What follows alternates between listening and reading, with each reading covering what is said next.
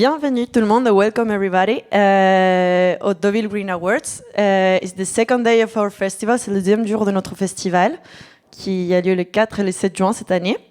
Et c'est la 14e édition de ce festival international du film responsable, International Film Festival of Responsible Films. C'est un festival, c'est quoi les Green Awards? En fait, c'est un festival pour les films publicitaires, institutionnels et documentaires sur l'écologie, le développement durable et les questions des sociétés. C'est un festival de base pour les professionnels, mais en fait, depuis quelques années, on accueille le grand public. Donc aujourd'hui, today is the day, quand on prépare du coup ces programmes avec plein d'activités, une super table ronde avec des super invités, influenceurs spécialisés sur la consommation responsable et la fast fashion. Et je passe la main à ma collègue Eva, qui est la responsable grand public, programme grand public. Merci Pilar. Bonjour à tous, welcome again. Thank you for being here. As Pilar said, today is the second day of the festival because the first day was last Wednesday, which was the professional day. But today we are organizing this day for the grand public, comme on dit en français, for the general public program, because our festival is a festival dedicated to the social and ecological transition. And the objective of this festival is to make pass the message. I don't know if I'm speaking well English. I'm so sorry. I always say that. Spanish, but Spanish. Spanish. Do you want Spanish? But as my first language is not French, when I switch to another language that is not my language, I have some troubles. So today we are. Our objective is to make general people, be sensibilized about this subject, okay? And that's actually what we are doing during the whole year. For example, we went to the D'Art Bordeaux, which is an association in Cannes, in Normandy, when we made an atelier, a workshop about the ecology and social transition, and we made a film with them that will be projected here afterwards. Because the Deauville Green Awards has also 3 young contests, which are the Film Ton Action, Young Creative Awards, et Fiction pour Demain. But today we are going to do different activities as this round table, and afterwards we have the honor and the pleasure to have a workshop moderated by Ed Winters, who is here also participating in the round table. And for finishing, we are doing the award ceremony about these 3 contests, young contests, with the different participating that submitted their films in the festival. So we hope you will enjoy this activity and the whole day, because if you like, you are also invited to the town hall of the 17th district here in Paris, where we are celebrating the Nuit Blanche, the White Night, with another award ceremony, actually. So we hope we are joining us afterwards, and thank you again for being here. Et on appelle, we call our speakers, the Winter. Bon, je te laisse les présenter. Yes. The Winters. On passe la parole. We give the micro to Gab Megia, who is the person who is going to moderate the first part, the premier volet. Thank you, Gab. Thank you so much, Eva, and thank you so much for all being here and spending your time. My name is Gab, and I'm a photographer and artist working in environmental journalism and environmental storytelling. And today we have such an amazing, speakers and panelists that will be talking about and revolving around the themes of sustainable consumption. So everybody can understand English, right? Comme ça? No, not really. But yeah, since most of us are actually coming from different countries and, diverse cultures as well, I'd like to introduce our speaker actually by, asking the question of really what is your work? You can introduce yourself one by one, starting from Ed. Hi, my name's Ed, and my work centers around food and farming. and the importance of addressing how we eat when it comes to transitioning to a more sustainable world and a more compassionate world. So that's what my work has focused on. I do a lot of public speaking, content creation. I've written a couple of books so far about this very issue, because I think that food is one of scientifically proven to be one of the biggest issues around sustainability. But beyond that, I think food speaks to something deeper and more inherent, which is how we relate to the world around us from an ethical, compassion, justice perspective as well. And that's one of the reasons I focus on that issue. Well, my name is Clara. I'm a EU Climate Pact ambassador and an activist for climate and environmental justice. I work also for 8 years in the fashion industry as a model. So there's this industry, I know it very well. But I transition a little bit more towards an activist now against the same industry that fits me, which is a little bit complicated, I guess. But I do also a little bit of content creation, education for youth, and public speaking as well, I guess. So thank you all for being here. And nice to meet you. I'm Daphne, more known on social media under the name of Daphne BLT. I'm creating content on Instagram, YouTube, and TikTok, and talking about sustainability. And I just quit my job like 5 months ago. I was working in the wine and spirit industry, and I just quit my job to be a full-time content creator. So nice to be here with you guys. Oh, that's really amazing, how our panelists today is actually working on different sectors and different industries coming from really diverse backgrounds. And I think, to start off, you, Ed, working on food, has this deep connection with food. Clara working, a background in fashion, but started this advocacy, now coming into activism and even lobbying and conferences or public speaking. And Claire, Daphne, you really actually, quit this industry right now in the food and beverage and suddenly going into full content creation. I'd like to ask, what is that spark, or did you have that moment in your life? I think a lot of us here are coming also from a point where maybe we are informed about climate change or consumption, but maybe is there an anecdote or story in your childhood that really put you here right now where you are today? So there was, back in 2014, in May, I came across this story. And I wasn't raised thinking about food. I was raised eating what was culturally normal in Britain, where I'm from. So a lot of meat, a lot of cheese and dairy, lots of eggs, those kinds of foods. And I remember coming across this article in the BBC, and it was about this chicken truck that had crashed on the way to a slaughterhouse near a city called Manchester in England. And I was reading this story, and the journalist was describing these chickens being crushed from the crash, being killed. There were hundreds that were injured, wounded, broken bones, broken wings. And I was reading this story feeling really horrified. And I was empathizing with these chickens in this crash, thinking, wow, how terrible for them. They must be experiencing lots of suffering. And then I remembered in my fridge was the remains of a KFC. So this was before I was even thinking about anything related to the environment, to equality, to justice. So in my fridge was the remains of a KFC.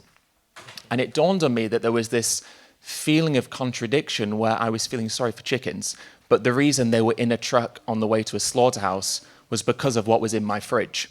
So that moment really shaped everything that I've come to do in the 11 or so years that have followed, because it was that kind of moment that encouraged me to think more deeply about my food choices. And then from there, I changed what I was eating and then started to learn about all the other impacts that food has related to many of what I'll discuss a little bit later, but related to emissions and land use and biodiversity loss, and there's lots and lots and lots. So that was the big moment for me where I went, oh, this is a problem, this is an issue. And not only is it an issue, but it's telling me something about my values, which I've not realized yet. Clara? Okay. Well, I have a kind of a similar story, I think, because I can remember exactly when I had this epiphany. And it was not first with the fashion industry, it was with the food industry, actually. It was back in 2019. I guess all of you remember those fires in the Amazonas in Brazil. They were all over the news. And I always loved animals, but I always felt this contradiction about, okay, I loved animals, but I eat them. And I think like all of us feel like that so many times, right? And when I saw these videos and I saw all these animals being burned and all this deforestation happening, I wanted to know why. I was asking myself, why is this happening, right? And I started like to educate myself and do a little bit of research about it. And I realized that the deforestation and why these fires were happening, it was basically to clear the land, to plant food for animals, to plant the food for the food we eat. And I didn't know that, and I didn't want to contribute to that, because literally I was seeing those videos, and I am so sensible towards animal suffering that I was crying so bad, and I didn't want to keep contributing to that. So I completely shift my the way I eat, and I become vegan as well, because I started to understand that I don't want to contribute to that. Like, my values need to be higher than a specific and momentary satisfaction, you know. And also it happened then with fashion, because that was the beginning, and then I started to ask myself, what are the things I'm contributing to that I don't know? So I keep educating myself. I keep like watching these documentaries and reading books, and I found more and more things also about my industry, one of the most polluting industries right now for the earth, which is the fashion industry. And also, of course, I started to make myself questions as well, because sometimes you are working, and you're working 5 days on a row for the same client, and there's racks and racks of clothing and the same item made in 16 different colors, and you start asking questions yourself like, is this really like everything gonna be sale?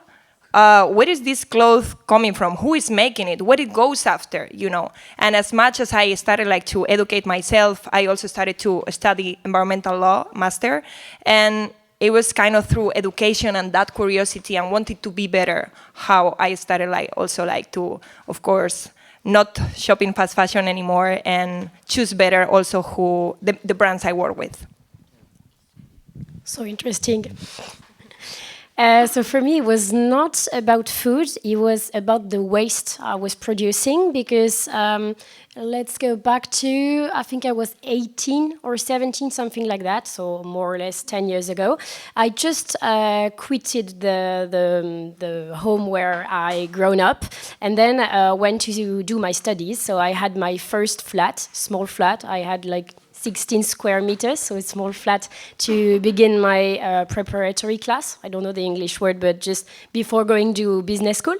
And so I was working, I just lived there for 2 years, and I started to realize that I was producing around 30 liters of waste per week, which was enormous. And before, I was not like removing the trash from the house. My mom was used to do it. So I didn't really realize the amount of waste I was producing by myself. So at that time, I was like, oh, wow, it was mostly packaging. So I was really shocked. So I just realized that I had to reduce. And so I tried to reduce first, going like more or less zero waste. First of all, it was in the bathroom. Because I was using a lot of shampoos, a lot of creams, etc. So for the first thing was to remove in the bathroom, and then I went to the kitchen, trying to avoid plastic and buy raw things, etc. And then it was like it made my whole life shift. Then it impacted my consumption of clothes, my consumption of transportation, the way I live, the way then my parents live, the way my friends live. So I was like, everyone was impacted by this transition, which was nice. But it started with waste, and to realize the amount of waste I was producing. Wow. Yeah, thank you so much for sharing these, stories and personal anecdotes. And what I'm really seeing and hearing and listening to is really that there's like this sort of empathy, but it was like an empathy that you had in, an everyday moment in your life, like you seeing that KFC and in your fridge, right? It wasn't like just a big moment that like, oh wow, the world's collapsing, but like you see that there's something wrong in the everyday, or the everyday life, from the waste that you saw in your house and how your mom was helping you throw away the trash, all the way to seeing these documentaries and narratives that you've grown up with. And I think that's really a powerful thought of having this empathy and seeing that there's something wrong with the system so it's like really seeing the bigger picture. And I think for us who may not be practicing maybe sustainable choices or intentional choices, wise use of things, what are like maybe tips that you can share for others to maybe follow or maybe like learn from? I think what you just said is really powerful, because when we talk about climate and sustainability and making better choices, so often it's quite heavy because it's talking about scientific literature and talking about specific numbers and data points, and it can feel like a lot to take on. But actually, I think a lot of what comes from people making different choices is that personal element and how we relate to these wider topics and wider issues. And I think that kind of speaks to something about empowerment and recognizing that the choices that we make do have an impact. And sometimes we can feel like as one person, we can't really bring about a huge amount of change, but change only happens because of what every individual is doing within a collective or within a movement. So I think empowerment's really, really, really important. But also keeping things simple. When we talk about food, clothing, zero waste, there are all of these kind of like grand aspirations for what that looks like from a global perspective. What does that mean in so many different ways? But if we just keep it simple and focus on the everyday choices that we can make and simplify it down, I think it makes these changes more accomplishable and easy and manageable. And I always say to people when we talk about food, just take it one meal at a time. What can you do for breakfast? What can you do for lunch? What can you do for dinner? It's not about saying, from this moment on, I'm vegan forever, because psychologically, that's pretty intimidating. And that's how I felt at the beginning, a little bit like, wow, this is quite scary to think this is what my life is going to be like. And I'm proud that it will be, but at the beginning, it was more like, right, what am I going to do one meal, one day at a time? How am I going to make these small little swaps? And when it comes to food, it's also about, we don't have to change everything. A lot of the food we eat is already made from plants to begin with. And a lot of the meals we cook are already made from plants. And often making something a vegan meal is just about replacing one or two ingredients. So don't think that you have to change everything about what you're eating. Stick to the meals, the recipes, the foods you already like, and then just swap out those ones that are the problem ones when it comes to the ethical and sustainability impacts, the animal products, right? So it's just about making those simple swaps, ease that psychological burden, and just enjoy it and feel empowered knowing that every day you make that decision is a day where you're making a positive impact. That's beautiful. Clara?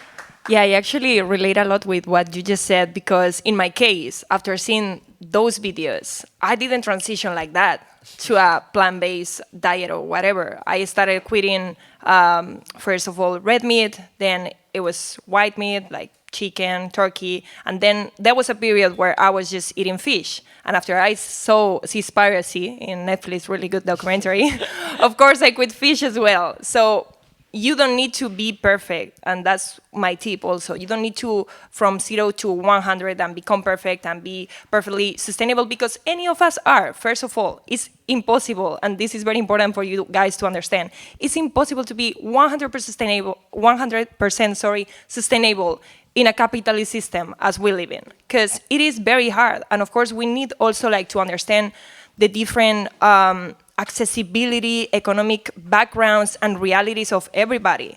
In terms of fashion, I cannot ask people on my education programs to, hey, just buy sustainable fashion, buy this 80 or 90 euro sweater that is made of organic cotton, because that person might not have that money, and the only thing they can buy is a 5 euro H&M sweater, right? And that is completely fine. So it's not just about which things are you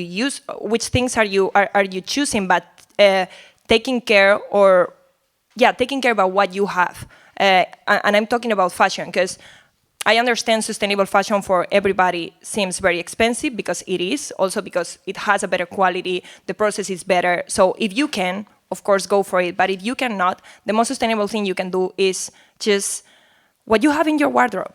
You know, reuse what you have, reuse what your grandpa, your grandma, your parents, your friends, like normalize those swaps, you know, like exchanging clothing. That's the most sustainable thing you can do. And if you really need to buy new things, because, I don't know, maybe your sneakers, like they are just done and you need new ones for your running, okay, maybe you can go for a secondhand always choice. Or if you can, and if you have like the economic resources to do so, choose one that is probably made not by plastic, but that is very difficult right now because most of our clothing comes from polyester and so on.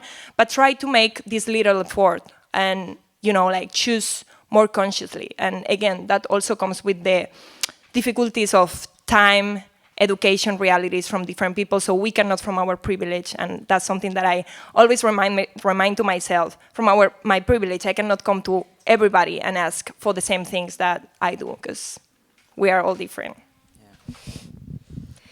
And for me, I would say that it's something I'm saying a lot on social networks and most of the time on Instagram. It's that I'm trying to just plant seeds on different subjects, and then you grow whatever you want. I mean, if you are like a fashion lover, then just try to go maybe include more second-hand, maybe include more ethical clothes if you can. If your thing is food, I mean, you love eating meat a lot, then just try to switch. Maybe if you're eating meat like 5 times a week, why not switch to 3?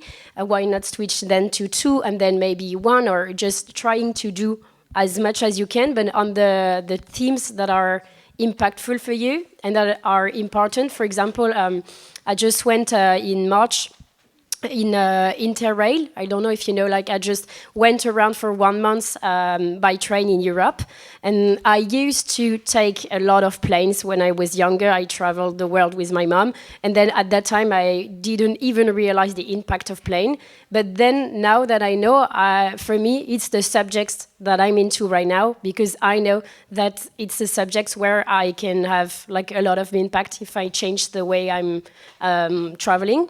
So I think everyone has to just identify maybe the subjects where you can be like more impactful, because we all have one. And then the goal is not to be perfect, but just do as much as you can. And most of the time, when you are trying to transition in a more eco-friendly life, I think you understand that at the same time, you have less impact, but most of the time, if you found like clever way, it costs less. Like if you go second-hand, you will do economy on the long run. So if you are trying to avoid processed food, fast foods, etc., and you cook by yourself, then you will like buy raw food and then cook by yourself. It costs less. So at the same time, you're like making economy for the environment, but also for yourself. So it can be something I'm trying to share on Instagram to make people move, because it's also a motto, the money.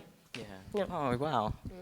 Can Clara, I, yeah, you have yeah, something can to I add? add something? Yeah, so basically, I just wanted to add to what you said, that I think part of why the way we consume, whether it's fashion or food, is because we live on this system that is on rush, right? We are on rush, so we don't have time to cook our own food. We don't even have time like to look at the ingredients to see if something's healthy, if something has eggs or milk, or it's completely vegan, or to even find pieces in between all these second-hand clothing that are like, you know, like a treasure, like an ocean of pieces. And that is because this system tells us all the time to be on rush, right? So I think it's very important to become more sustainable, but also conscious.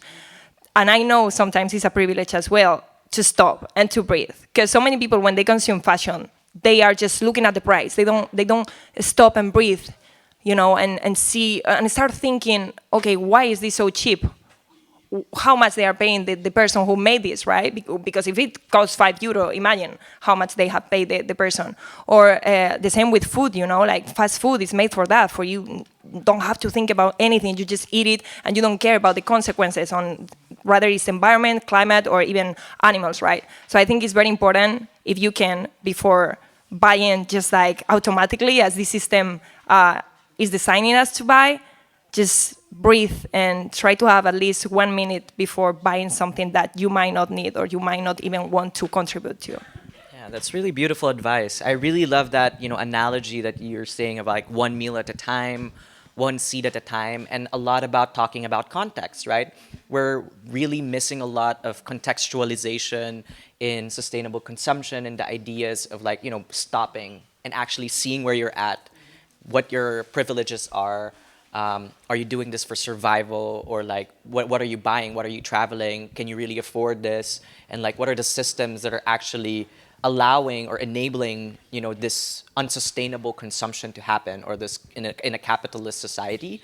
And it's a bit intimidating also to learn about these systems, because it's like such a very it's a monster. Like, to be honest, like the capitalist machinery, it's a machine that churns out people to live fast, always about productivity. But the question is always like, who is this productivity for? Who is this development for in fashion, in food, or in waste, or in travel, right?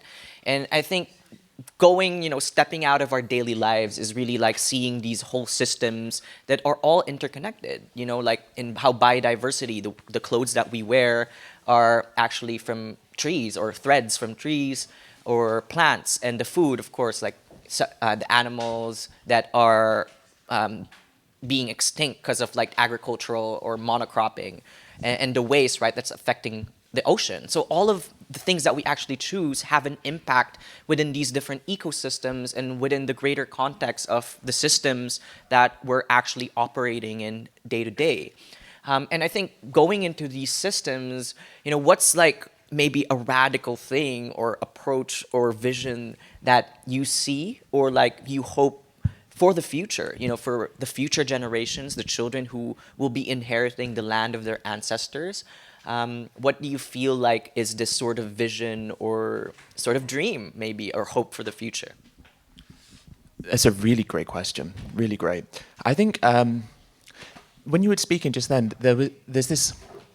I think when we're all speaking, we're all here listening to these topics. There's always, to me, this sort of underlying point, which is that in a way it's kind of outrageous that we're even having to speak about issues like this, because it shouldn't necessarily be on us to fix the problems that we as consumers, as people, didn't decide on or create. I mean, no one in this room thinks that the issues we're talking about are issues that should exist. And yet they exist because of the actions and choices of those who have far more power from a sort of political and social perspective than maybe we do sometimes in our own lives. And I think one of the most radical things I would like to see is just more accountability and responsibility placed on those who are the ones who should be shouldering the most of this responsibility. And part of that comes down to how our governments and our politicians work with these different industries. And of course, within all of these different industries, our governments don't do enough to fully hold those accountable, or to regulate and to restrict and to enforce environmental laws or welfare laws or whatever it might be. And so I think that's something that we need, strong commitment from those in positions of power to not just speak the good talk, but to actually enact the policies we need. And in the EU, I think one of the best ways we can change farming and food is to change how we distribute funding to landowners and to farmers. And in the EU, about 80% of all agricultural subsidies are given to livestock farming, or to that sector. And yet, at the same time, that sector also costs us a lot of money as taxpayers, not just because of subsidies, but because of externalized costs. So costs to our healthcare systems, costs in terms of environmental damage, all of these different things. And so at every step, we as taxpayers and as consumers are being charged for an industry that we don't think is great. I mean, vegan or not, I'm sure what we all share in common is an understanding that what we have now is not good. Yeah. And we might not fully agree on what we would like our food system to look like, but we can all probably agree that something is terribly wrong and needs changing. And yet it's our money that's funding the continuation of this very thing that we probably all in some way agree is wrong and needs to change. And I think one of the most powerful things and radical things that can happen is that we start giving money to farmers and landowners who are working for the benefit of us as a species, but indeed other species that we share this planet with, whether that's the farmed species or the wild species. Because then I think we can start to see real change where we make fruits and vegetables and pulses and nuts and seeds cheaper and more accessible for all of us. And in doing so, we bring about significant benefits to the planet, our own health, and indeed other animals. So I'd love to see that, because I think we can really just push change on in a really dramatic, fast, quick, radical way with just simple tweaks to the current economic system that we have. And it's not that hard. It's not that hard. We just need the willpower of those who can make these choices. And I think that's why it comes back down to us. Because without us making different choices, without us demanding different things be done, those who have the positions of power will not have the will unless we push that will onto them and give them no alternative. And that's what I think needs to happen. It's beautiful. Beautiful. Powerful. Yeah, thanks for sharing that. I think I'm on the same line.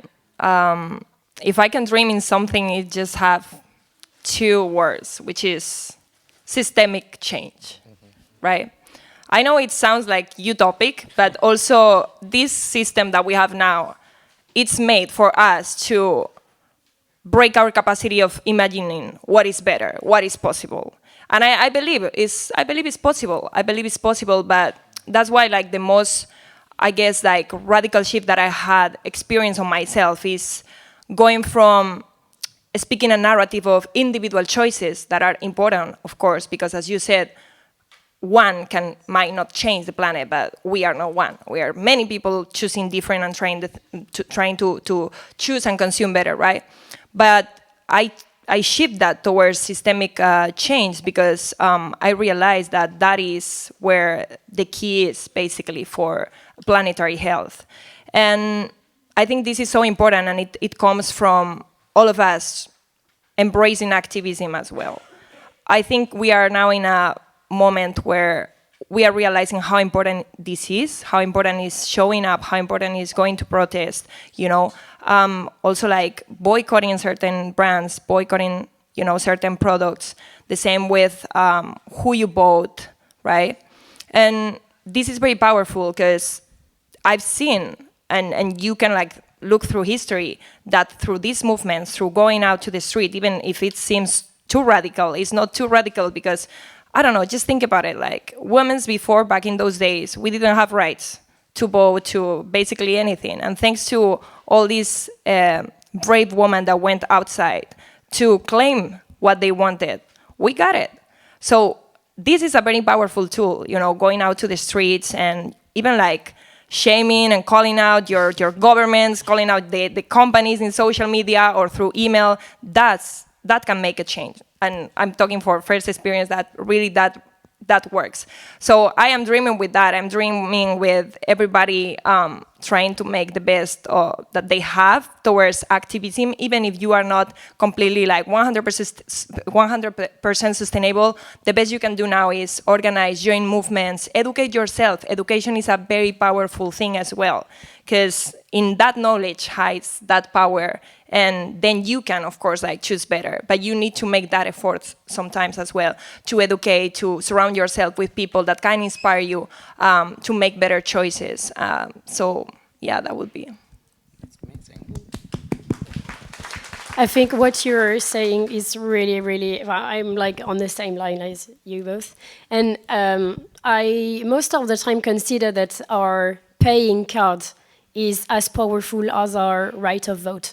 Because every time you're paying something, you're like voting for a system and like making a coin in the machine in the system you want to see running in the coming years. So I think maybe as a citizen, sometimes I have like the feeling that I'm not strong enough to beat like the system, beat the government, beat the huge companies. But let's keep in mind that I think it's a collective thing. Like we are not alone to think about that we want the system to change, and that the collective action, as you said, is really powerful. I just saw on Instagram a few weeks ago that there is a fly line between two cities in Europe. I think it was Barcelona and another city, I don't remember. But then the fly line was removed because people were taking the train. And because more people were using the train, so that the plane was empty. And most of the time when I'm talking about taking the train on Instagram, everyone is saying to me, yeah, but we don't mind since the plane will do the course even if you're not in the plane. But the thing is, if we are like hundreds of not taking the plane, then the plane will not go because it will not be economically viable for the company. So let's keep in mind that also the companies and the government, they adapt to the demand. And we as citizens are creating the demand. So I think that's an important thing to keep in mind. So that's how we have like several opportunities in our daily life to just vote for the system we want. And every choice we make has an impact. And if we collectively change our votes, then the system will have to adapt to our demands, I think. Wow, that's really, really powerful. That's something to remember, that whatever you buy is actually a vote, you know, and like thinking that way and seeing the world that way allows you to be empowered, you know, like to be empowered that you actually have the power as an individual and as a community, wherever you are, to actually demand change and be an instigator for that change. And I guess like to maybe close this wonderful, wonderful panel that's really, really insightful is what's next actually for each of you that maybe you want to share, or where people can follow, or like, you know, see what you're dreaming up, what you're cooking up, or what you're making out, you know? More of the same. I think we'll probably all feel, and I'm sure you'll all agree, that the work of changing people's habits and inspiring change and transforming our world in different ways is, at the moment, work that never seems to have an end point. So I think it's just more of the same, keeping going. I do love work on social media, Instagram, YouTube mostly. So it's just kind of more of the same, trying to get this message of food transition in front of people who've maybe not heard this before. Because I think that sometimes we have this idea that, sometimes I think with food, there's an idea that the issues around food are ones that can be quite controversial. And I think a lot of people in politics, but also in society, somewhat approach food with the sense of, this is this big thing, it's something that's very close to us, something that's culturally very important. And sometimes I feel like it's a harder conversation to have than maybe some of the other ones around transitioning away from fossil fuels and some of these ones that we have less of an identity around. Because food is extremely personal. It speaks to who we are as individuals, where we're from, our families, our upbringings. Food isn't just about calories and protein and fats and carbohydrates. It speaks to something deeper within us as individuals and how we relate to the world around us. And I think that makes the conversation around food sometimes more challenging to have.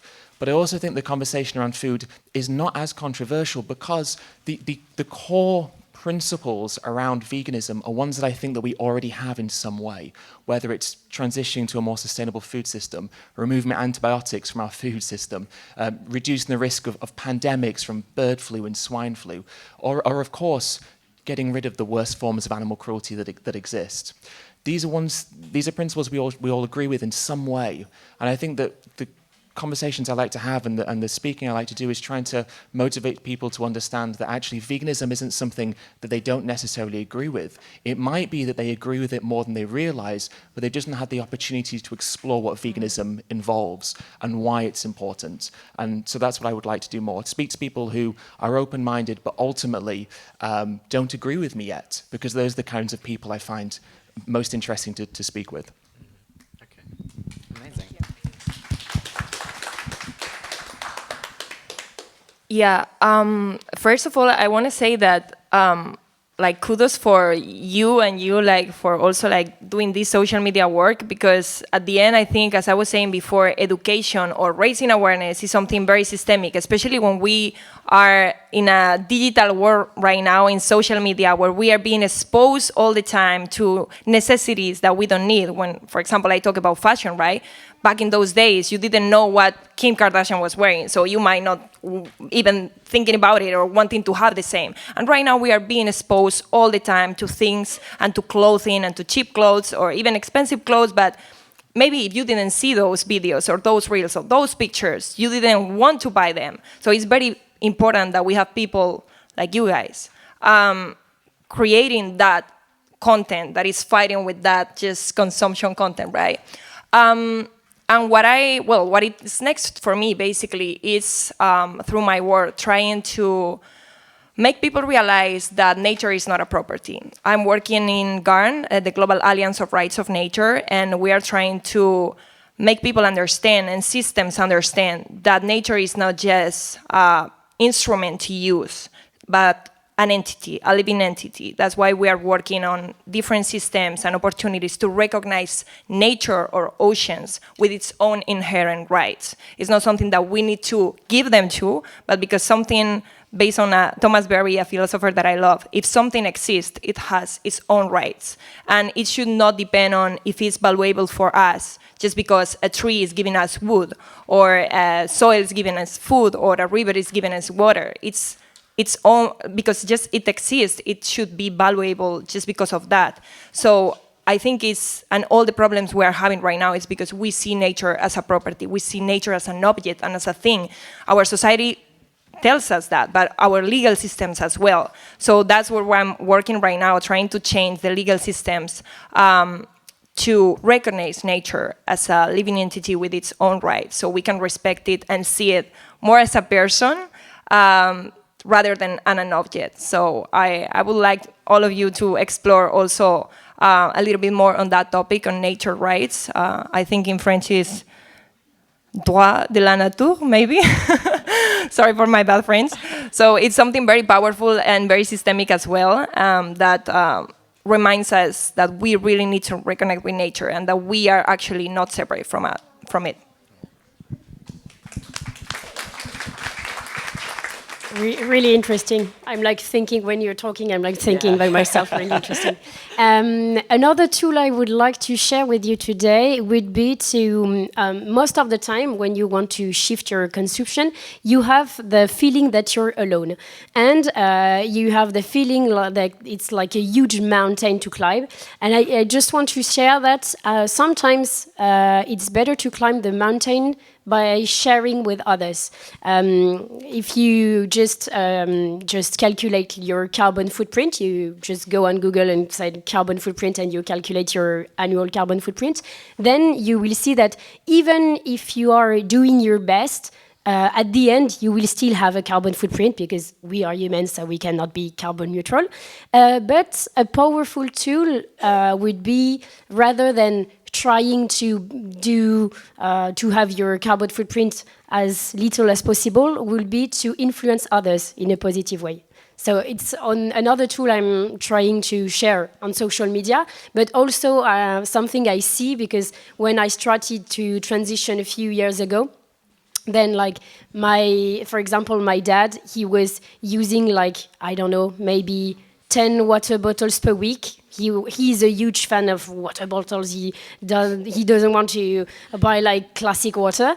But right now, he removed all the water bottles after a few years. And it was for me like something like unexpected when I saw him like consuming. My mom, she is also a huge fan of fish. And right now she tried tofu. And I was like, wow, okay, just because we talked about it. And then I shared some knowledge I have, and then they tried to shift as well. So another powerful tool would be like, rather than just, well, it's nice to have yourself in question and putting question about yourself, but then when you understood things, then why not share with others and just have debates and conversation, and then everyone is shifting, and you see that you have like impacts on the people that are close to you, and it's also for me an important tool to just reduce all of that, the carbon footprint we have. Thank you so much. And yeah, that ends our whole panel discussion. This is really amazing. And I think, in echoing what you've said, we're not alone in this work. We're not alone. There are communities of care and safety and in really changing our systems and the way we live. And yeah, and to always remember that we are nature. You know, we're not a part. We are actually nature, and that's something that we can hold to our daily lives. So thank you so much for listening to this discussion. And yeah, I give it to Eva. Thank you very much, you all. It was super interesting and inspiring. Me personally, I take a lot of your ideas because it was really, really, really inspiring. Thank you very much. Là, je suis déjà au français parce qu'on va passer au deuxième volet en français. Merci pour les personnes qui ne comprenaient pas trop l'anglais et qui quand même sont restées pour écouter. Et du coup, je donne la parole à Théo qui va modérer ce deuxième volet.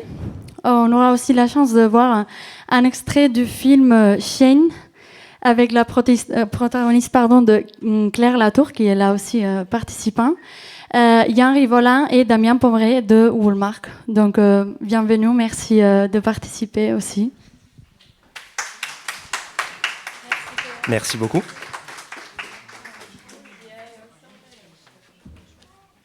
Merci à tous. J'espère que vous passez une bonne après-midi. On va essayer de continuer ça.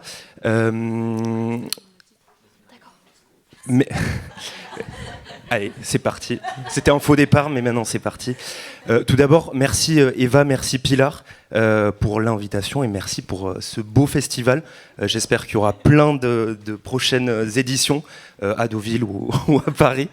Je ne vais pas vous faire ma biographie, mais je suis journaliste indépendant.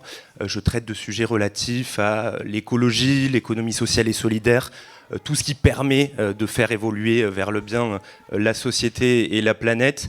J'ai lancé récemment un podcast qui s'appelle Désirable. Et l'idée, en fait, c'est dans chaque épisode de crash-tester une solution, une alternative, une idée pour une société plus désirable. Donc vous pouvez le retrouver sur YouTube, parce que c'est filmé, mais aussi sur les différentes plateformes, Spotify, etc.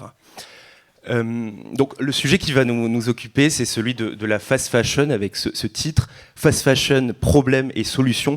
Et je vous promets qu'on va parler bien des problèmes et on va parler à la fin des solutions. Pour vous donner quelques chiffres, l'industrie du textile, aujourd'hui, dans le monde, c'est 4 à 8% des émissions totales, 4 à 8%, donc ce qui est énorme. Et si on continue comme ça pourrait être de plus en plus, ça pourrait représenter 10, voire 20%. On n'est pas ici pour faire la morale. Je pense que tout le monde a envie de changer, tout le monde a envie de faire quelque chose à son échelle.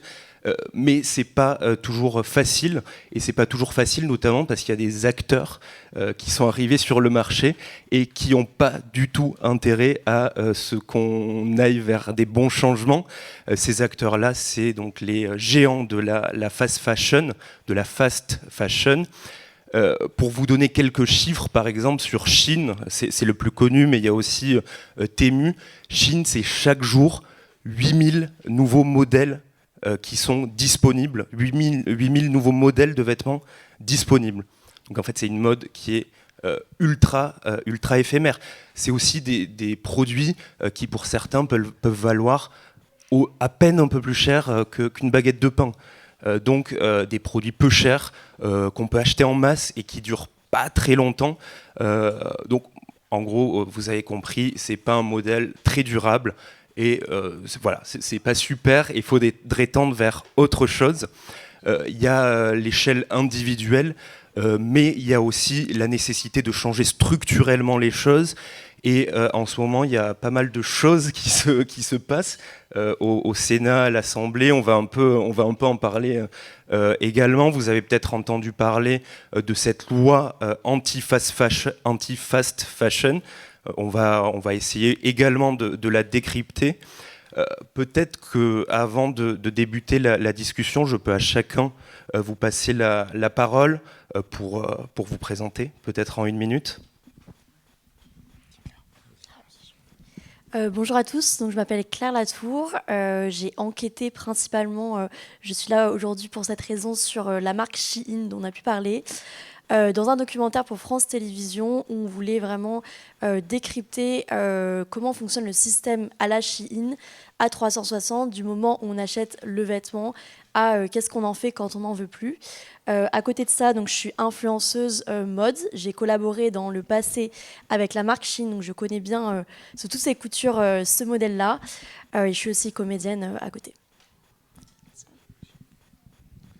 Bonjour à tous, merci Théo, merci pour l'invitation. Je suis Damien Pommeret et je suis en charge des activités et des bureaux de Woolmark pour l'Europe. Et donc on représente 60 000 entreprises, 60 000 éleveurs, des fermes qui font de la laine. Et on est l'autorité mondiale de la laine. Et le lien qu'on a et toutes les valeurs qu'on partage autour de ce combat contre la fast fashion, c'est que la fast fashion est bien sûr un business model qui est lié à des matériaux qui sont pétrochimiques, qui sont produits rapidement et à bas coût, et à l'inverse de nos matières naturelles qui nécessitent du temps, des humains, et on aura le temps d'en reparler. Donc voilà le lien. Et je suis ravi de commencer cette conversation. Bonjour, je suis Yann Rivolan, je suis le président de la Fédération du prêt-à-porter féminin depuis maintenant 3 ans. Je suis aussi start-upper, j'ai monté une start-up qui avait lancé l'e-commerce en France il y a un peu plus de 15 ans maintenant. Et je suis rentré dans le secteur de la mode à travers le recrutement il y a 25 ans maintenant, sachant qu'au préalable, j'avais été photographe. Et que la photo, pour tout vous dire, m'avait montré comment la digitalisation du monde pouvait tout transformer à cette époque. Et depuis maintenant 25 ans, j'essaye de comprendre comment à la fois on peut avoir un monde meilleur, comprendre les bienfaits de l'innovation, mais en même temps savoir les combattre. Et le combat contre Chine est directement dans ce sujet. Merci à tous les trois. Je vais commencer avec vous, Claire. Déjà, ce documentaire, on peut encore, il me semble, le regarder. Il est encore en ligne, c'est ça ? Oui, il est sur France TV. Je vous propose qu'on regarde un petit extrait peut-être. Bon, Shein, je connais déjà un peu. Il y a 3 ans, j'avais fait... On se retrouve pour un haul Shein Side. La matière est très jolie. Après, au niveau de la qualité des articles, ça reste du fast fashion, donc c'est pas non plus la qualité incroyable. On voit à peu près l'épaisseur avec mon pouce. J'étais moyennement convaincue par leurs articles. D'ailleurs, j'avais vite arrêté cette collab. J'arrête les hauls Shein. Voilà, j'ai pris cette décision. Au moins, c'est annoncé, vous le savez, il y aura plus de hauls Shein sur mon compte. Il y aura principalement de la mode de seconde main. J'en consomme depuis toujours, mais c'est vrai que c'est pas quelque chose que je mets spécialement en avant et j'ai vraiment envie de me concentrer là-dessus.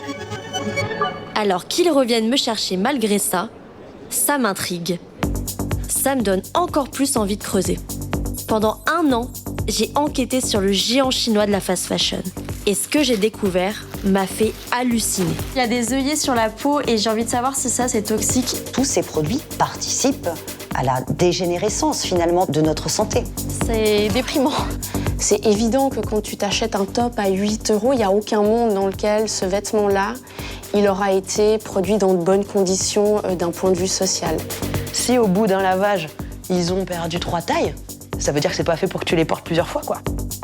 C'est de la mode jetable. L'industrie de la fast fashion repose sur l'exploitation, la surproduction et la surconsommation, n'est-ce pas ? Et ce que tu vois là, c'est l'arrière-boutique de tout ça. Allez, c'est parti. Je vous embarque. On se met en mode Shein.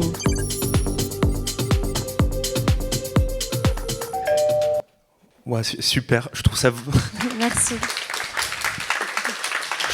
Je trouve ça vraiment génial d'avoir quelqu'un qui, à la base, participait à l'influence de Shein et qui finalement s'oppose maintenant au modèle Shein. C'est super. C'est un très beau parcours.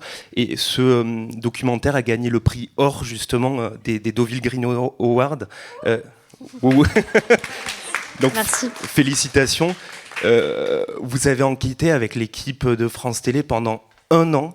Je pense que Shein doit pas trop vous apprécier désormais. Il continue de me contacter, Ah bon à vrai dire. Il continue de m'inviter, d'essayer de me... Enfin, c'est vraiment quelque chose qui a un gros point d'interrogation qu'on ne comprend pas.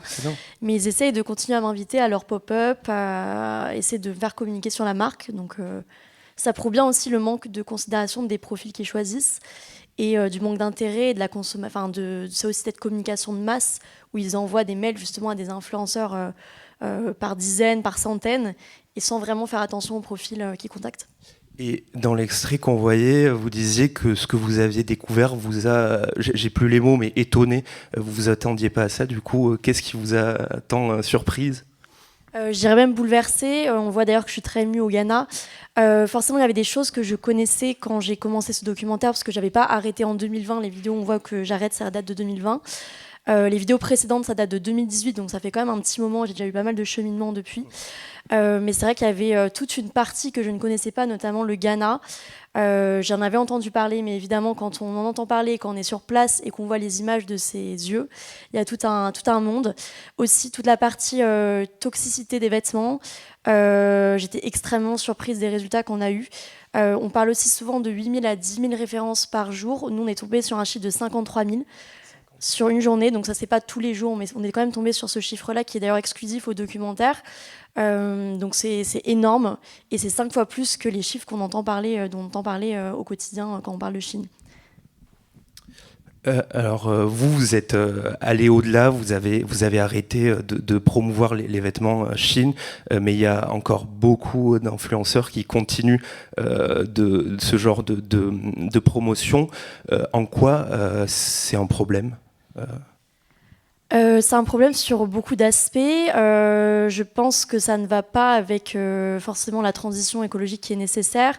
C'est surtout que le modèle Chine de communication a fonctionné grâce aux influenceurs en partie, notamment avec la période de Covid, où c'était un des sites sur lesquels les personnes commandaient le plus pour les vêtements. Je pense que le problème actuel n'est pas toujours les consommateurs. On parle beaucoup des consommateurs, mais évidemment qu'il n'y a pas que les consommateurs. Mais les influenceurs, c'est sûr que c'est un vrai problème. Et pour être vraiment dans ce milieu, je me rends compte que les choses évoluent doucement. Il y a un peu cette honte qui commence à venir chez les créateurs de contenu qui collaborent avec cette marque. D'ailleurs, cette marque commence à payer les créateurs de contenu, ce qui n'existait pas encore il y a quelques années. Donc on voit qu'il y a quand même des évolutions, et c'est des évolutions qui sont encore trop lentes. Et qui ne sont pas globales.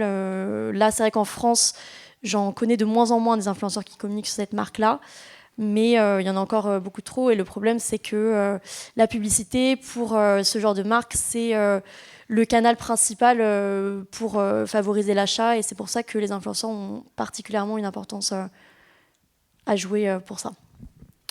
Yann, il y a donc cette question écologique, mais en fait, ces grandes entreprises participent également à la destruction de l'industrie textile française, de petites entreprises avec des savoir-faire qui sont implantés en France.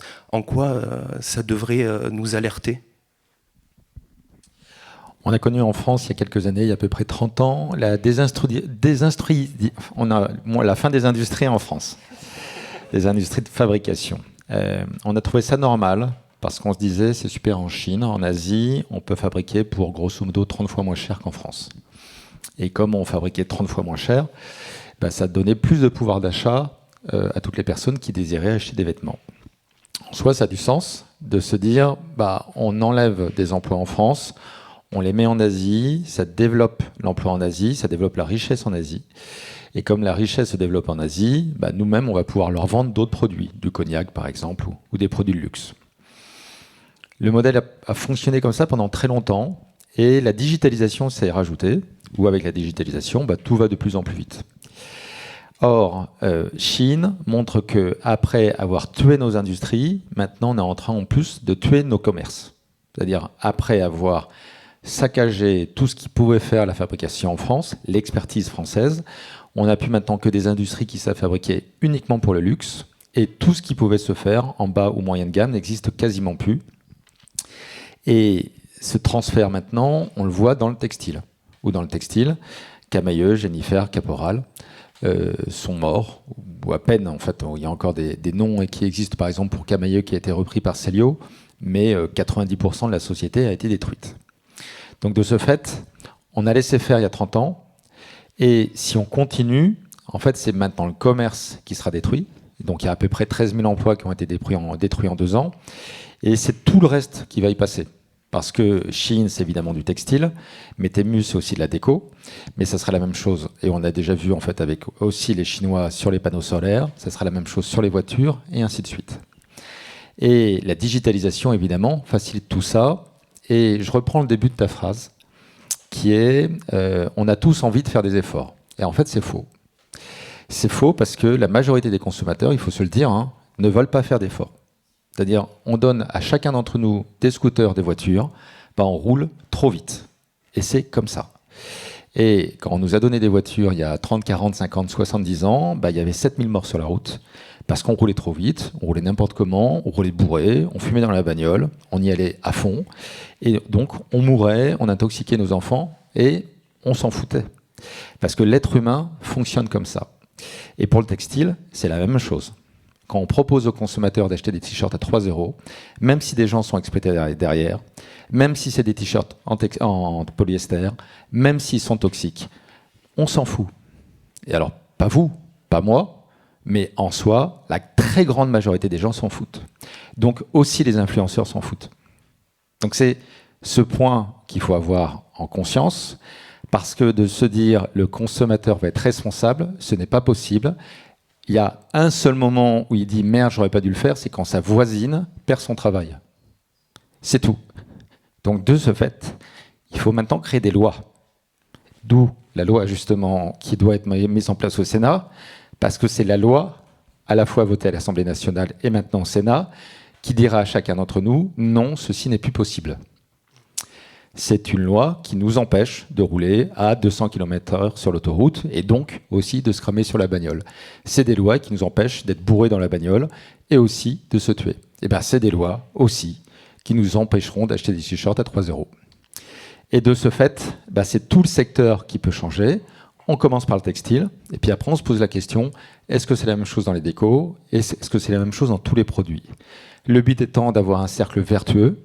C'est-à-dire, de même qu'on a accepté que tous nos emplois partent pour avoir un peu plus de pouvoir d'achat, et bien maintenant, posons-nous la question de comment est-ce qu'on récupère justement des emplois, surtout comment on récupère de la qualité, comment on récupère de l'écologie, pour avoir aussi un continent, l'Europe, où il y a 400 millions de personnes qui peuvent aussi produire, qui peuvent aussi avoir des normes, qui peuvent avoir une électricité décarbonée, de façon à ce qu'on sauve nos emplois, on nous sauve et on sauve la planète. Et je pense que dans un deuxième temps, on pourra revenir sur cette loi pour essayer de dire ce qu'il y a dedans. Damien, autre chiffre, en 2023, 75% de la matière utilisée par Chine était du polyester. Et ce polyester représente 14% de la pollution plastique.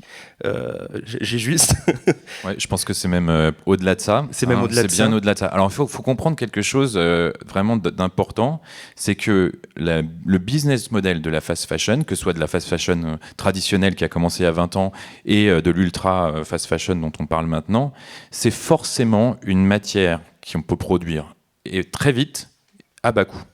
Il y a pas, en fait, la réalité, quand faut imaginer les besoins en terre, les besoins humains pour produire du coton, pour produire de la soie, du lin, de la laine. Ça prend du temps, ça coûte de l'argent, et ça coûte notamment de l'argent si on veut faire les choses bien. Donc, en fait, ces business models, pour arriver à sortir un produit à 3 €, évidemment, tout est bafoué en termes de social, etc. Mais c'est aussi le fameux polyester qui permet ça. Et en fait, ce qu'il faut imaginer, parce que moi, je fais partie d'une organisation qui date d'il y a très longtemps. Et donc, ça a été créé il y a très longtemps, Woolmark. Et en 1954, il y avait déjà un prix de mode qu'on avait créé. Et cette année-là, il y a 2 gagnants ex-aequo qui ont gagné. C'est Karl Lagerfeld et Yves Saint Laurent. Ils étaient complètement inconnus du grand public. Ils ont gagné ex-aequo le prix Woolmark en 1954. Et en 1954, il y a une nouvelle matière qui est arrivée, qui s'appelle la laine tergale, qui est arrivée en France et en Europe. Et à cette époque-là, c'était vraiment une innovation, c'était génial. Et en fait, le problème de la laine tergale, c'est qu'il n'y a pas de laine dedans, c'est que du polyester. Et depuis, il y a eu 20 ans d'investissement pour copier les caractéristiques des matières naturelles, etc. Et depuis 50 ans, il y a eu une explosion de la consommation des volumes de production. On parle aujourd'hui de 450 millions de tonnes de plastique produit par an et de polyester produit par an. On pense que, enfin, les projections, c'est qu'on on va arriver à 1,2 milliard de tonnes d'ici 2050. Donc c'est des volumes qui explosent et on continue dans une démarche, comme disait Claire et Yann tout à l'heure, on va droit dans le mur. Clairement, on va droit dans le mur. Nous, on le voit. Et le problème, c'est que nous, nous derrière, le prix de la laine s'effondre depuis notamment 3 ans. Les producteurs, ils arrivent difficilement à en vendre parce que on demande de la traçabilité, on demande de faire des fermes régénératives, on leur demande d'utiliser évidemment moins d'eau, de l'énergie décarbonée. Donc en fait, au lieu d'aller, il y a deux messages, 2 axes qui sont en train complètement de se séparer. Il y a une partie où on demande d'avoir des produits qui soient évidemment de plus en plus vertueux parce que toutes les industries ont besoin de faire des efforts et nous les premiers. Donc on travaille là-dessus et en même temps, on paye de moins en moins cher le matériel et on met pas de valeur en fait dans ce matériel qui est un matériel qui est renouvelable, qui est circulaire, qui fait vivre des milliers de familles, des millions de familles et donc en fait il faut qu'on remette un peu un cadre en expliquant que justement un cadre légal et puis aussi de l'éducation qui permettent de dire voilà, ce pull, tu as le choix de l'acheter à 3 € ou tu as le choix de l'acheter peut-être à 80, 100 €, mais tu en as besoin de moins. Et celui-là, en fait, c'est un vrai produit. C'est pas un faux produit où évidemment, tu as une influenceuse que tu suis qui va te le vendre et en fait, tu vas pas l'utiliser, tu vas avoir des microplastiques à chaque fois que tu vas le laver. Tu vas le laver beaucoup plus souvent parce que tu vas puer, parce qu'en fait, le polyester, c'est vraiment en termes de ce qu'on appelle odeur contrôle et vous l'avez tous expériencé, c'est une horreur. Donc en fait, c'est plus d'énergie au quotidien parce que pour le laver plus souvent, plus d'eau, plus de détergent. Donc c'est tout, voilà. Mais par contre, c'est vrai que, comme disait Yann, la nature humaine fait que au moment de l'acte d'achat, et ça c'est un truc qui est vraiment important, nous, l'étude qu'on a faite il y a 4 ans, 85% d'entre nous ne retournons pas l'étiquette quand on va acheter un produit. Donc ça c'est le problème numéro 1. C'est-à-dire qu'en fait, quand on y va, en fait, nous on peut crier tout ce qu'on veut, mais derrière, si au moment où on a 2 produits, il y en a un qui est effectivement vraiment pas cher, que ce soit en ligne ou en magasin, hein, et l'autre qui est un peu plus cher, il faut qu'on comprenne que c'est pas du tout le même produit. Voilà. Et quand on parle du polyester, c'est aussi une matière qui est pas très bonne pour la santé, j'imagine. Alors nous on travaille, là je pense qu'on est tous dedans et il y a beaucoup de choses qui vont sortir dans les années à venir. Il faut savoir que les matières pétrochimiques, elles sont très mauvaises pour l'environnement, mais elles sont aussi principalement très mauvaises pour les personnes qui les utilisent. On parle de microplastiques, on pense, il y a 10 ans, on pensait que le microplastique, c'était principalement par l'eau, par la nourriture qu'on l'absorbait. Aujourd'hui, on sait que quand on met une crème, par exemple, tous les produits chimiques passent au travers de l'épiderme. On travaille avec No More Plastic, il y a beaucoup d'études, beaucoup d'investissements là, qui sont faits pour essayer de comprendre ce qui se passe, mais on sait que les microparticules plastiques passent au travers de notre épiderme. Donc on ne connaît pas les conséquences aujourd'hui, mais on sait que dans le doute, on doit commencer à alerter. On ne sait pas quelles vont être les conséquences de demain, mais on doit être proactif. On ne va pas attendre 30 ans pour se rendre compte qu'il y a un désastre de santé publique derrière. Donc, je pense qu'il y a des red flags un peu partout. Et je pense qu'aujourd'hui, que ce soit les fédérations, les organisations à but non lucratif comme nous, les marques, et vous aujourd'hui d'en parler, c'est vraiment essentiel. Et les politiques, parce qu'on a une partie très lobbying, je finis, mais on a une partie, on fait du pur lobbying, mais du lobbying qui est positif, où on va justement se battre contre l'industrie pétrochimique. Et nos politiques, que ce soit les députés ou les parlementaires européens, doivent comprendre qu'il y a et c'est pas facile. Et franchement, c'est pas facile parce si on a du retard, parce que nous, on est des plus petites organisations, on a moins de moyens. On fait pas du lobby avec des professionnels comme Brunswick depuis 15-20 ans. Donc nous, on arrive un peu en retard et on a besoin de tout le monde pour faire valider ces lois. On voit toute la difficulté qu'on a encore cette semaine pour que les choses passent. Ouais, je suis assez d'accord avec cette idée que les comportements, l'évolution des comportements individuels, c'est bien, mais qu'il est primordial de légiférer, d'avoir des lois qui viennent faire évoluer ces comportements. On a commencé à évoquer cette proposition de loi anti-fast fashion qui est finalement, après un long combat, arrivé au Sénat cette semaine, qui a été un poil détricoté. On sait En fait, non. En tout cas, qui s'applique pas sur un aussi large. Je dois réviser pas mal de choses. Qui s'applique pas sur un aussi large périmètre. Et vous allez réexpliquer. Du coup, qu'est-ce qu'il y a dans cette loi ? Alors, tu as eu raison et tu as en partie tort maintenant. Donc, je réexplique. Il y a 1 an, il y a une loi révolutionnaire qui a été votée. Révolutionnaire pour une première raison, c'est comme tu le disais tout à l'heure Claire, Chine, ça peut être 7000, 8000 ou 53 nouveaux 1000 produits par jour. Comment on fait ces 53 000 nouveaux produits avec de l'intelligence artificielle qui va sur tous les sites du monde, sur tous les Instagram du monde, et qui voit les nouveaux produits qui sont inventés et portés. De l'autre côté, Chine a une marketplace infinie avec justement en majorité des produits en plastique, en polyester. Il se dit, il y a une blouse blanche qui est vendue par telle influenceuse qui a 53 000 personnes qui la suivent. Elle a en plus une boutique qui s'appelle par exemple Boutique Lily. Eh bien, on va copier parce qu'on a le même produit, on a tout. Et ce qu'ils font, c'est très simple. Ils prennent la photo, ils la mettent sur leur site. Ou ils prennent la photo et ils la transforment avec de l'intelligence artificielle. Donc, premièrement, on ne peut faire ces 10 000, 53 000 nouveaux produits que si c'est un du vol et deux de la technologie. Mais contrer la contrefaçon, c'est hyper compliqué parce que quand je suis une Instagrammeuse, voir que Chine m'a piqué ma création, c'est un temps infini. Donc de ce fait, légiférer sur la contrefaçon, c'est très compliqué. Alors il y a déjà des sociétés comme l'Unifab ou autres qui font des choses, mais ça reste complexe. Eh bien la loi fait un truc très simple, il dit, si vous avez fait plus de, par exemple, 1000 nouveaux produits par jour, pour donner un ordre d'idée, Zara c'est 100 produits par jour. Donc 1000, c'est 10 fois Zara. Et bien, si vous faites 1000 nouveaux produits par jour, vous êtes donc une marque d'ultra fast fashion, et donc vous allez avoir des ennuis. Et là, je vais vous expliquer les ennuis qui existent. Donc cette loi, dans un premier temps, c'est une loi qui légifère pour la première fois, la contrefaçon, l'intelligence artificielle. C'est, dans un second temps, parce qu'on est une marque d'ultra fast fashion, on dit, vous n'aurez pas le droit de faire la publicité. Ça a l'air normal comme ça, parce qu'on se dit, par exemple, il n'y a pas de pub sur la cigarette ou encore sur l'alcool, mais regardez, sur tous les autres biens, en fait, il y a de la publicité. Et c'est la première fois qu'on dit, non, là, parce que c'est de l'IA, en fait, vous ne pourrez pas faire de pub. Donc c'est, en fait, là aussi, hyper révolutionnaire d'avoir créé ça, c'est une nouvelle façon d'envisager l'économie. Et le troisième point était de se dire, il y a un indicateur qui est l'affichage environnemental, et par rapport à l'affichage environnemental, il y a des bons et des mauvais produits. Il y en a qui sont trop, justement, dévoreurs de plastique, de polyester, qui ont des prix trop bas, il n'y a pas de réparabilité, ainsi de suite. Donc on va mettre des mauvaises notes. Et puis après, il y a des bons produits. Et comme il y a des bons produits, on va mettre des bonnes notes. Et grosso modo, pour les mauvais produits, on met un malus de 5 €. Donc sur quasiment tous les produits Chine, on rajoute 5 €. Donc le t-shirt n'est plus à 3 €, mais il est à 8 €. Et de ce fait, on empêche à ce que les produits ne soient plus pas chers, parce qu'on rajoute automatiquement ce malus.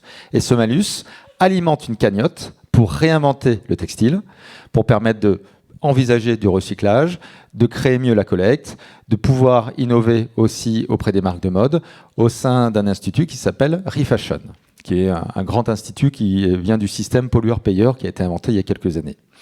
Donc là, on a une loi qui change tout, qui a été votée il y a un an, mais quand elle arrive au Sénat, il y a à peu près 10 jours, le Sénat est plus prudent que les députés. Et c'est assez classique en France. En fait, les députés veulent changer le monde et les sénateurs disent doucement, doucement gamin, on va voir en fait comment ça peut se faire. C'est le travail qui a été fait. Et de ce fait, les sénateurs se sont dit non, interdire la publicité, ça ne va pas passer au niveau de l'Europe, donc on ne va pas le mettre. Et l'affichage environnemental, ça ne va pas passer au niveau de l'Europe, parce que l'Europe a interdit à ce que l'affichage environnemental soit européen de façon obligatoire. Ce n'est que volontaire. Et comme si on met un système de bonus-malus, de ce fait, ça devient obligatoire. Donc le risque que la loi votée par les députés ne passe pas au niveau de l'Europe, et donc les sénateurs l'ont dégradé, comme tu le disais, pour que ça passe, en disant vaut mieux un truc moins puissant, mais qui passe. Et ça s'entend, clairement. Ça s'entend, mais en fait, ça sert à rien. Parce que si on fait un bain avec une température de flotte à 5 degrés plutôt que 0, en fait, l'eau, elle est toujours froide. Là, ce qu'il faut, c'est avoir un bain avec une température de 20 degrés pour qu'on ait juste envie de se laver, et puis basta. Là, pour l'instant, ce qu'on a, en fait, c'est abominable. Donc, de ce fait, on a l'obligation de se dire, morale au sein des fédérations et des consommateurs et vous tous, de se dire on a une loi qui doit fonctionner.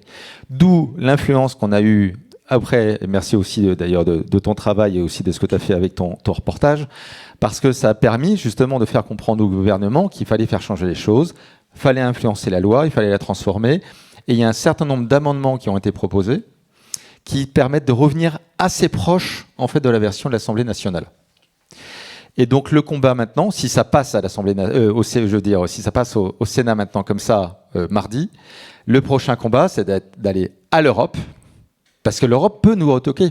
L'Europe peut vous dire non, en fait vous avez été trop loin. Et donc désormais, le challenge n'est plus est-ce que ça va passer au Sénat, le challenge c'est comment on va le faire passer à l'Europe. D'où le travail aussi de lobby et d'influence positive qu'on peut avoir tous ensemble, parce qu'en face de nous on a Chine, et Chine c'est juste du pognon sans limite. Je veux dire, d'avoir pris un commissaire européen comme Gunther, je ne sais plus comment, Castaner, Nicole Gage, un des fondateurs en fait du MEDEF, enfin pas du MEDEF, des GRAC. Les GRAC, c'est ceux qui ont fait élire en partie Macron, il faut le savoir. Et donc c'est un cercle d'influence hyper important. Il y a un député du 9e qui s'appelle Sylvain Maillard, que vous connaissez peut-être pas, qu'on connaît quand on est député, quand on est dans le 9e comme moi par exemple, mais en fait qui était l'ancien chef de groupe de l'Assemblée nationale, qui il y a à peu près 2 mois a fait un post en disant « Je visite une marque éco-responsable qui s'appelle Shein ». Le mec avait voté quelques semaines avant contre la loi. Donc il sait très bien en fait qu'il pipote. Mais 2 semaines après, il est nommé président des relations avec la Chine. Donc il y a des lobbyistes qu'on voit, Castaner en fait partie évidemment, comme il est idiot comme ses pieds, de toute façon, il ne sait rien défendre. Mais oui, on y va. Hein. Mais de toute façon, écoutez-le, regardez à la quotidienne n'importe quoi, en fait ça dépend. Je pense qu'on n'a jamais vu un homme politique se défendre de façon aussi lamentable que cet homme. Donc il n'y a même pas besoin de le défoncer, il suffit juste de l'écouter parler. Mais c'est un ami. Oui, je tiens très bien les propos. Hein. On fait un plateau télé, lui et moi, en fait, quand il veut. Et donc je reviens, mais il y a d'autres lobbyistes en fait qui existent, qu'on ne voit pas, et qui sont là. Et donc, pour les contrer, la seule façon, c'est d'ouvrir notre gueule. C'est aussi simple que ça. Merci. Je n'attendais pas autant de soutien de ta part. Et de ce fait, en fait, c'est là où notre rôle, en fait, est primordial, parce que chaque fois, et sachez-le, hein, quand vous mettez des likes, quand vous mettez des commentaires, en fait, les députés le voient, les ministres le voient, les premiers ministres le voient, le président le voit. Je le vois hein, quand je vois un ministre. En fait, je sais très bien, quand je poste un truc, si j'ai 5000 likes, il le voit tout de suite, immédiatement. La télé, ça marche, du feu de Dieu, mais chacun des posts, ça marche. Parce qu'ils le voient, en fait, ils savent très bien que quand il y a 5000 likes, il y a au moins 200, 300 000 personnes qui l'ont vu sur LinkedIn. Ils le savent quand une vidéo en fait, est passée sur Instagram et qu'elle est vue à 200, 300, 400, 500 000 personnes. Et donc tout ça, ça nous donne un vrai pouvoir, un pouvoir évidemment médiatique, mais aussi citoyen. Et donc il faut contribuer, et donc mettez des commentaires derrière tout ce qu'on peut faire, parce que clairement, ça permet, en effet, ça a permis de faire changer la loi au Sénat, et ne pas avoir une petite version. Et 2, ça permettra aussi au niveau de l'Europe, ces prochaines semaines, d'avoir aussi quelque chose de positif. Très bien. Claire, un avis sur Christophe Castaner ? Non, je rigole. Sur cette nécessité de légiférer, de faire des lois sur la publicité, l'influence, quel regard vous posez sur cette nécessité ? Effectivement, je pense que c'est nécessaire d'arrêter la promotion au niveau de l'influence, parce que de la même façon, on voit qu'on peut avoir une influence positive en justement partageant des posts pour faire bouger les choses. On a aussi une influence négative, et vous en parliez tout à l'heure de chaque dépense qu'on fait a un coût, chaque like qu'on met a aussi un coût. Et si on vient soutenir des marques comme Shein avec juste ne serait-ce qu'un like, c'est aussi un engagement politique, et c'est aussi un engagement qui a beaucoup plus d'impact que ce qu'on croit en fait. Donc forcément, la publicité et l'influence, c'est indispensable que ça évolue aussi de ce fait, parce qu'on a l'impression qu'une vidéo ne va pas changer les choses, mais au contraire, je pense que parfois une vidéo peut changer les choses, et ça a beaucoup plus d'impact que ce qu'on croit. Et donc, pour contribuer à ça, je me permets juste de donner un exemple. Je fais un post sur LinkedIn pour parler de Chine il y a 2 ans et demi à peu près, et le post part, je ne sais pas pourquoi, un dimanche à 5h, normalement ça marche jamais. Et je parle de Chine parce que quelques jours avant, le président de Chine avait fait un article dans Le Parisien. Il avait une double page en montrant à quel point Chine, c'était une super boîte. Ça m'énerve un peu. Et de ce fait, je fais un post où je le défonce en disant ça c'est un mensonge, ça c'est un mensonge, et j'explique surtout pourquoi c'est des mensonges. Et comme il y a une vraie portée, j'espère, pédagogique, en fait le post marche et il fait 2 millions de portées. Et c'est grâce à ces 2 millions que j'ai Apolline Malherbe quelques jours après. Et au passage avec Apolline de Malherbe, là aussi, j'ai évidemment de l'audience, mais c'est surtout, j'ai encore d'autres posts qui font de la portée. Et bien sans ça, il n'y aurait jamais eu de rendez-vous avec Bruno Le Maire. Donc c'est aussi pour ça, et comme tu le disais, une vidéo, en tout cas dans mon cas, et je ne suis pas un exemple, je donne juste un cas personnel en toute humilité. Dans mon cas, ça a permis en fait une élévation de ce sujet qui permet médiatiquement à ce que ça soit pris en compte. Et regardez la différence entre Chine et Temu. Ou Temu, en fait, on n'en parle pas trop, alors que c'est tout aussi dangereux. Parce que médiatiquement, on a décidé collectivement d'en défoncer au moins un. Après, légalement, on défonce les deux. Donc vous en faites pas, tout le monde se prendra sa claque. Mais c'est parce que médiatiquement, on a été fort sur l'un, en fait, que ça a fonctionné. Et donc c'est aussi pour ça qu'une vidéo, en tout cas dans mon cas, un post, a changé clairement l'histoire. Et justement, Claire, je crois, si mes chiffres sont bons, vous avez plus de 400 000 personnes qui vous suivent sur TikTok, 150 sur 1000 sur Instagram. Quelles sont les réactions des personnes qui vous suivent quand vous parlez de Chine, etc. Alors j'avais un petit peu peur avec le documentaire parce que pour moi c'était un gros tournant aussi dans l'influence que j'allais faire, parce que forcément en tant qu'influenceur, du coup on peut se demander quel va être l'après, vu que moi c'est 60% de mon activité rémunératrice. J'ai décidé de faire le pari de peut-être perdre cet emploi-là, mais d'être aligné avec mes valeurs, et c'est que j'essaie de développer au fur et à mesure du temps. Et au contraire, j'ai eu vraiment des retours très positifs. Tout à l'heure, on parlait des consommateurs qui s'en fichent, mais j'ai vu aussi des consommateurs qui se préoccupaient. C'est pas encore la majorité, mais j'ai vu un vrai shift.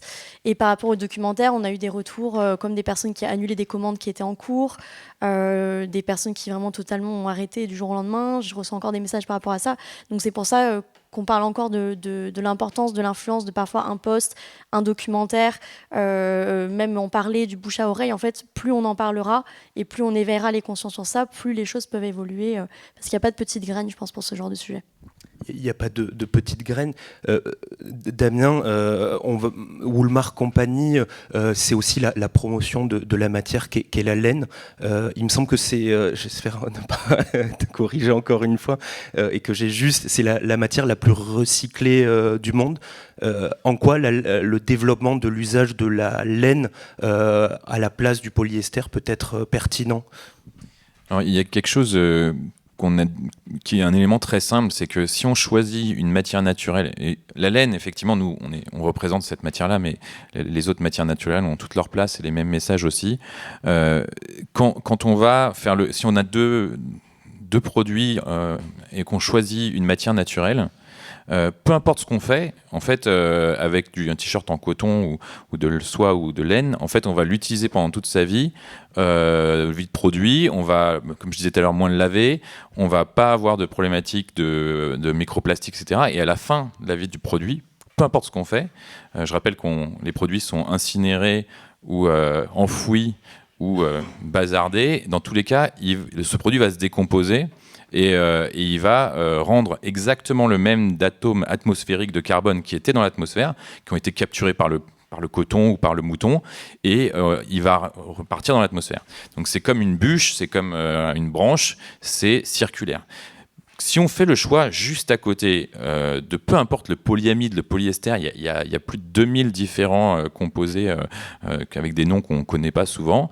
De toute façon, peu importe ce qu'on fait à la fin de vie du produit, de toute façon, il va se dégrader même beaucoup plus tard, il va faire des microplastiques toute sa vie, et à la fin, ces atomes qui étaient dans le sol, qui étaient dans le pétrole, vont partir dans l'atmosphère et faire du réchauffement climatique. Ça, c'est un truc hyper basique.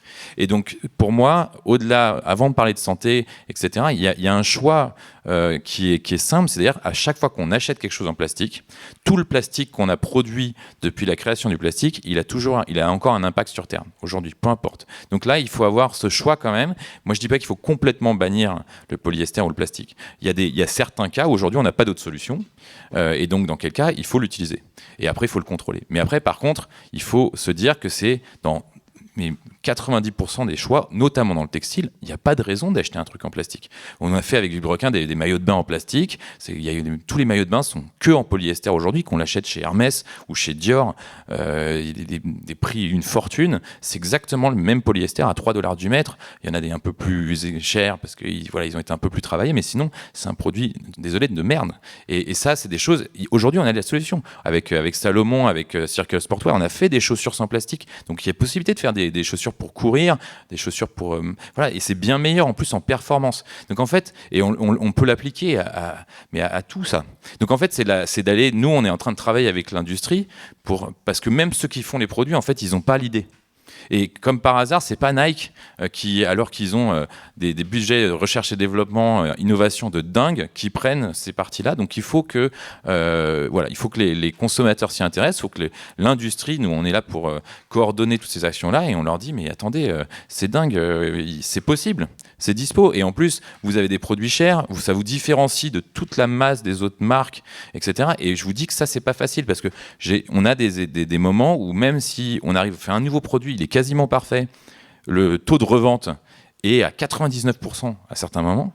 Et donc nous on revient, on est super content et on dit aux CEO de grands groupes, on dit mais c'est génial. Donc on est parti là, on avait fait une dizaine de produits, on fait x4. Et là la réponse c'est oui, il faut qu'on réfléchisse, etc. Et en fait on voit que même ça, c'est pas encore facile. On dit mais attends, le produit il est rentable, il est vertueux, il est aligné avec tout ce que tu vends toute la journée quand tu parles aux médias, et pourtant tu passes pas le cap de vraiment de façon durable mieux faire tes collections. Donc on a beaucoup de travail. Les consommateurs doivent changer, nous aussi, et on voit, je vous le dis, tous les jours on travaille avec l'industrie.